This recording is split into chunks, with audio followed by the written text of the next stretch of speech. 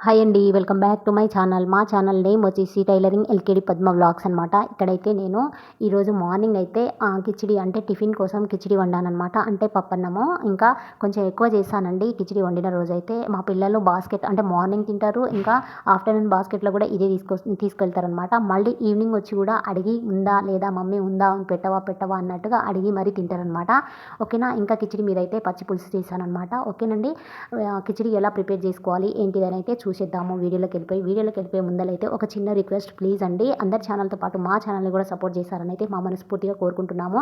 ఓకేనండి. Please like share subscribe పక్కనే ఉన్న బెల్ ఐకాన్ని యాక్టివేట్ చేసుకుని అలానే ఆప్షన్ మీద క్లిక్ చేయండి. మా నోటిఫికేషన్ ఎప్పటికప్పుడు అందుతుంటుంది. ఇంకా ఈ వీడియో ఎవరికైనా యూజ్ అవుతుంది అని అనుకుంటే వాళ్ళకి షేర్ చేసుకోండి. ఓకేనండి. ఇప్పుడైతే వీడియోలోకి వెళ్ళిపోదాము.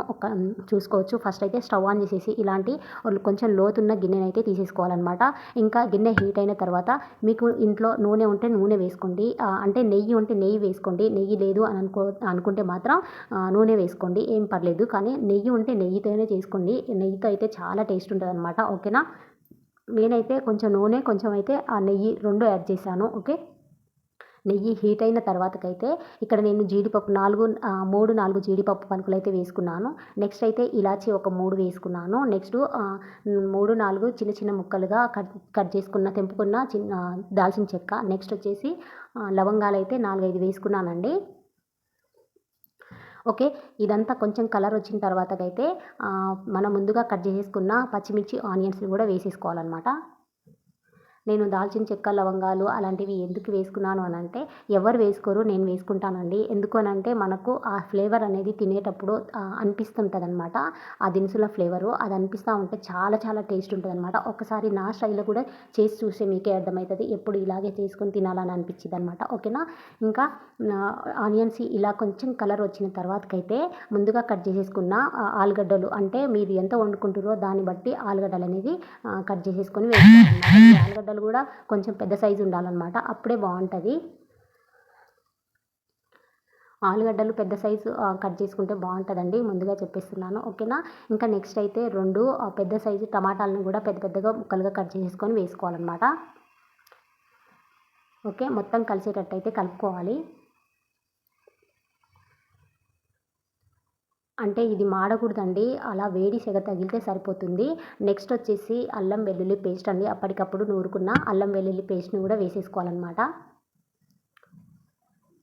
అల్లం వెల్లుల్లి పేస్ట్ అనేది అప్పటికప్పుడు దేంట్లో అయినా సరే మనం అప్పటికప్పుడు ప్రిపేర్ చేసుకొని వేసుకుంటేనే చాలా చాలా టేస్ట్గా ఉంటుంది. ఓకేనా. ఇంకా అల్లం వెల్లుల్లి పేస్ట్ అయితే మొత్తం కలిసేటట్టు కలుపుకోవాలన్నమాట. ఓకేనా. ఇలా మొత్తం కలుపుకుంటూ అంటే కింద మాడకుండా చూసుకోవాలి మనం. ఓకేనండి. మీరు కావాలంటే వెజిటేబుల్స్ అన్నీ కూడా ఒకేసారి కట్ చేసేసుకొని వేసుకోవచ్చు. ఒకసారి అంటే అప్పుడొకసారి వేసుకోవాల్సిన అవసరం లేదు. అన్నీ కూడా ఒకేసారి వేసుకొని కూడా చేసుకోవచ్చు. నెక్స్ట్ వచ్చేసి కందిపప్పునైతే అయితే శుభ్రంగా కడుక్కొని ముందుగా నానబోసుకొని అయితే కందిపప్పును వేసేసుకోవాలన్నమాట. మీకు కందిపప్పు లేకపోతే పెసరపప్పు కూడా వాడుకోవచ్చండి. మీ ఇష్టం అనమాట. అంటే ఎవరి ఇష్టం వాళ్ళకు ఉంటుంది కాబట్టి మీకు కందిపప్పు ఇష్టం లేకపోతే పెసరపప్పు కూడా వాడుకోవచ్చు. ఓకేనా. ఓకే. ఈ కందిపప్పు మొత్తం అల్లం వెల్లుల్లి పేస్టు అదంతా కూడాను పట్టేటట్టు అంటే కూరగాయలకు వాటికి మొత్తం పట్టేటట్టు బాగా కలుపుకోవాలన్నమాట. ఓకేనా. ఇంకా నెక్స్ట్ అయితే ఎసరు పోసుకోవాలండి. అంటే నీళ్ళు పోసుకోవాలి. మనం బియ్యం అంటే రైస్ ఎంత పోస్తున్నామో దాన్ని బట్టి వాటర్ అనేది యాడ్ చేసుకోవాలన్నమాట. ఓకేనా. అంటే మామూలుగా కొలతతో చెప్పాలి అని అంటే ఒక గ్లాస్ బియ్యంకి 2 గ్లాసుల వాటర్. ఇంకా మనం ఎక్స్ట్రా పప్పు వెజిటేబుల్స్ వేస్తున్నాం కాబట్టి ఇంకొక గ్లాస్ ఎక్స్ట్రా పోస్తే సరిపోతుంది. ఓకేనా. ఇంకా మనం పోసిన ఎసరులోనే రుచికి సరిపడా సాల్ట్ అనేది వేసేసుకొని ఒక్కసారి మూత పెట్టేసి నెక్స్ట్ అయితే కలుపుకోవాలన్నమాట. మూత తీసి. ఓకేనా. మళ్ళీ మూత పెట్టేద్దాము. తొందరగా ఎసరు అనేది వచ్చిద్దనమాట. ఓకే. ఇప్పుడైతే నేను శుభ్రంగా కడుక్కొని పుదీనా ఆకులను కూడా వేసేసుకున్నాను. కొంతమంది అయితే పుదీనాని తర్వాత మొత్తం ఉడికిన తర్వాత వేసుకుంటారండి. నేనైతే ఈ వాటర్‌లోనే వేసుకుంటాననమాట. అంటే ఇది ఉడికి ఆ వాటర్‌లో ఆ ఫ్లేవర్ అనేది కలిసిపోతే చాలా బావుంటదనమాట. టేస్ట్ అనేది చాలా బావుంటది. అందుకనే నేనైతే ముందుగా వేసుకుంటాను. ఓకేనా. చూడండి ఇక్కడ కొత్తిమీర కూడా వేసేసుకున్నాను నేను. ఇంకా ఎసరనేది ఉడికింది. కాకపోతే బాగా మసిలితే ఇంకా బావుంటదనమాట. ఓకే. ఎసరు ఎంత మసులుతా ఉంటే అంత టేస్ట్ వచ్చిద్దండి. ఇప్పుడైతే మనం ముందుగా తీసుకున్న బియ్యం అంటే రైస్ ఉంటుంది కదా, శుభ్రంగా కడుక్కొని ఒక హాఫ్ అన్ అవర్ పాటు నానబోసుకొని ఆ బియ్యం అంటే ముందుగానే ఇదంతా ప్రిపేర్ చేసుకోవాలన్నమాట. తర్వాత ఆ బియ్యం కూడా పోసేసుకొని ఇలా కలుపుకోవాలన్నమాట మొత్తం కలిసేటట్టు. ఓకే, ఇలా కలుపుకుంటేనే బాగుంటుందండి. మనం బియ్యం పోసేసిన తర్వాత మూత పెట్టేసి ఇంకా అదే ఉడికిద్దిలే అన్నట్టుగా వదిలేయొద్దనమాట. ఓకేనా, చూడండి కొంచెం దగ్గర పడ్డది కదా, అంటే వాటర్ కొంచెం ఇంకిపోయినట్టు అనిపిస్తుంది కదా, అలా కలుపుకుంటూ చేసుకోవాలి పక్కనే ఉండి. కొంచెం గిన్నె నిండిపోయింది, కింద ఏడపోతుందో అని భయంతో నేనైతే పక్కనే ఉన్నాను.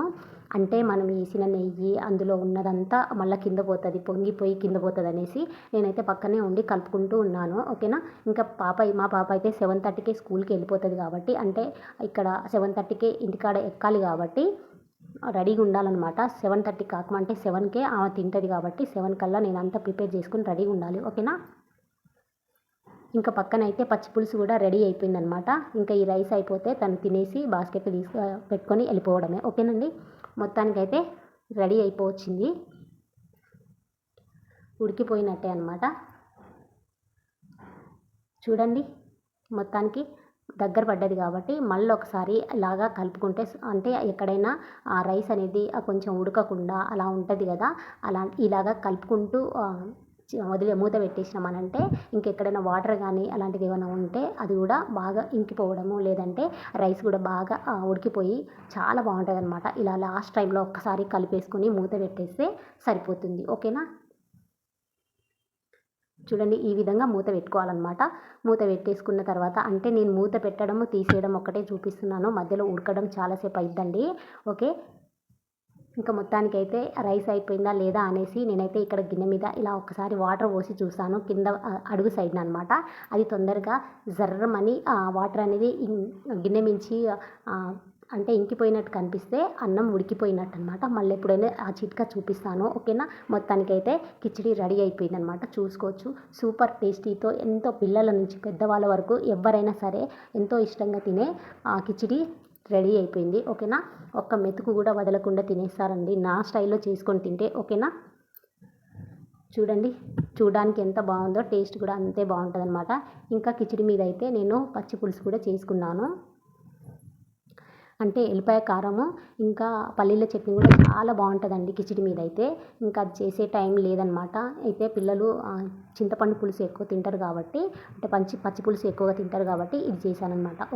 ఓకేనండి, ప్లీజ్ లైక్, షేర్, సబ్స్క్రైబ్, పక్కనే ఉన్న బెల్ ఐకాన్ని యాక్టివేట్ చేసుకుని ఆల్ అనే ఆప్షన్ మీద క్లిక్ చేయండి. మా నోటిఫికేషన్ ఎప్పటికప్పుడు అందుతుంటుంది. ఇంకా ఈ వీడియో ఎవరికైనా యూజ్ అవుతుంది అని అనుకుంటే వాళ్ళకి షేర్ చేసుకోండి. ఓకేనండి, వీడియో నచ్చినట్లయితే ఒక లైక్ వేసుకోవడం మాత్రం మర్చిపోవద్దండి. ఓకేనండి, బాయ్.